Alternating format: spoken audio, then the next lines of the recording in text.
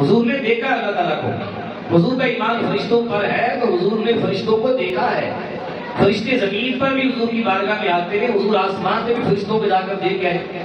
صرف ایک فرشتے کی بات کر لیں, جبریل امین علیہ السلام, تو صرف ایک فرشتہ حضرت جبریل 24,000 مرتبہ مکہ اور مدینہ کی گلیوں میں حضور کی ملاقات کی ہے. تو 24,000 مرتبہ تو زمین پر حضور نے جبریل کو دیکھا. پھر آسمانوں میں جبریل ساتھ گئے اور باقی سارے فرشتے شب معراج اللہ نے سدرۃ المنتہا پر جمع کر دیے. مسجد اقصی میں سارے نبی آ گئے زیارت کے لیے, ملاقات کے لیے, اور سدرۃ المنتہا پر سارے فرشتے آ گئے ملاقات اور زیارت کے لیے. تو سارے فرشتوں کو حضور نے دیکھا, فرشتوں نے حضور کو دیکھا, اور قیامت کی صبح تک 70,000 صبح 70,000 شام کو روزے رسول پہ آتے جاتے درود و سلام پڑھنے کے لیے. تو حضور تو ان کو دیکھا, ایمان لائے. حضور نے سارے انبیاء کو دیکھا ہے, فرشتوں کو دیکھا.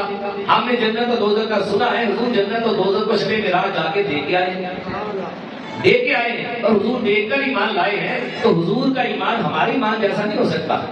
حضور کا نام مومن ہے, مسلمان بھی مومن ہے. تو یہ مومن حضور اور معنی میں مومن ہے, ہم اور معنی میں مومن ہیں. ہم ایسے مومن نہیں کہ جو حضور کے برابر ہوئے. یہ تو نبیوں کے علاوہ آپس میں جو ہم لوگ ہیں, یہ انما المؤمنون اخوۃ, یہ سارے بھائی بھائی, یہ سارے کیا ہیں, کوئی حضور کے درجے میں نہیں آ سکتا. کوئی اپنے آپ کو حضور کے برابر خیال بھی کر لے, اسی طرح ایمان نکل جائے گا, ایمان ضائع ہو جائے گا. اللہ اکبر کبیرہ. اور ایک بات یہ بھی یاد رکھے, یہاں پر کئی لوگوں نے اس آیت کریمہ کے تحت تفسیر کرتے یہ بھی لکھ دیا کہ فی انفسکم, اللہ پاک دلوں کے رازوں کو بھی جانتا ہے, اس کا بھی حساب ہوگا.